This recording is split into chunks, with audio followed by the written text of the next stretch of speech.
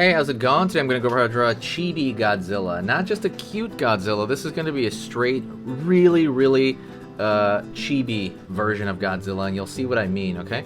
So, it's going to be easy and for beginners. I'm going to be using this Crayola brand marker, and I'm going to be using this simple paper from the computer. Very simple. So you probably have a supply somewhere in your house. That's a given. So that is it. So, yeah, don't forget to hit the subscribe if you like learning how to draw Godzilla, if you like learning how to draw Pokemon, Among Us, Fortnite, any of that stuff. I'm going to go through all those as simple, fast drawing lessons, okay? I try to keep every video below 8 minutes, no matter what. So the key thing is quick. So 8 minutes, by the end of 8 minutes, you'll know how to draw something new, all right? So stick around. Like I said, don't forget to hit that bell notification when you subscribe. So let me jump into it now. First thing I'm gonna do is I'm actually gonna think of like